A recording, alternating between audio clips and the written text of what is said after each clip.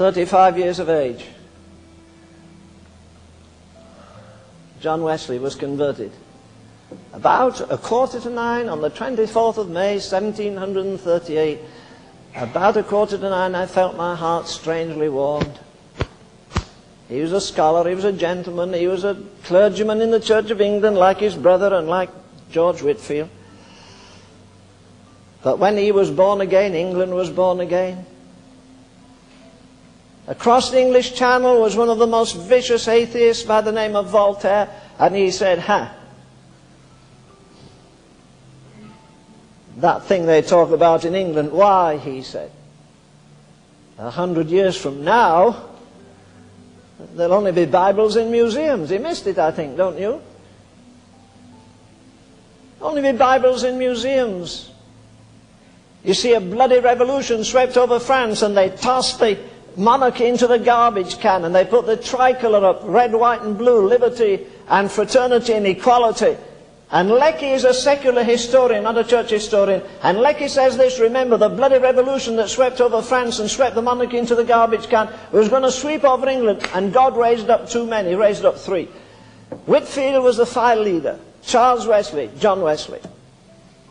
Okay, John died in 1791, converted at 35, turn that round, it makes 53, add them together, it makes 88. Because he was saved at 35, preached for 53 years, and you know what he left when he died?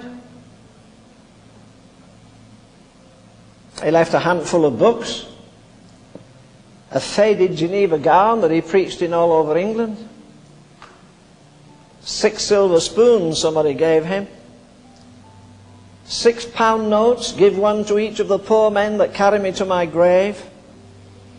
And that's all he left. £6 notes, 6 silver spoons, a handful of books, a Geneva gown, and there's something else. What was it, the other thing? Oh, I know something else he left. The Methodist Church. He could have died as rich as your famous TV preacher Sunday. Sure, he made money, and he built orphanages. Sure, he made money. He printed Bibles. Sure, he made money. He compiled with Charles the Methodist hymn book, and they built orphanages. And he died worth about $30.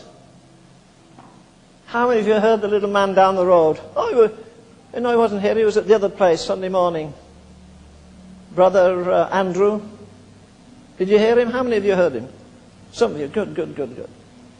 I remember him when he wasn't Brother Andrew. Nobody knew him. He came and I called the staff. I was working with Dave Wilkerson in New York then, nearly 20 years ago. Brother Andrews called me. He said, Len, I'd like to come and see you. I said, well, come. By the way, we have a staff prayer meeting. Will you speak to us? Where are you coming from? He said, Cuba. I said, you can't come from Cuba. It's not legal. He said, well, I went from Cuba to Mexico City, changed planes and came into America. You can always find a way. I introduced him that night. I said, this is Brother Andrew, a friend I've met before. Very strange man. He's God's smuggler. And he gave his book that name. I told him the other day, I said, hey, remember, I gave you the name for that book. I mean, it's no good being humble if people don't know, is it?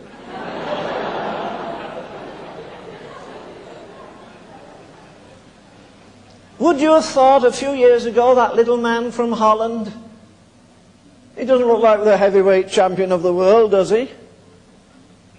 About the only weight he had to make a paperweight. That he'd been in and out of countries, that he'd been arrested. He told me, I don't know if he told you, one time he went in, not the last time, the time before that I think it was, and he's coming back out of Moscow. He'd taken in about 800 Bibles, he's coming back, and they see a car coming. You never see cars. There's only a gas station every 100 or 150 miles. And he says to his friend, here's somebody. And the car stopped, and there were 2 Dutchmen from his own native city. And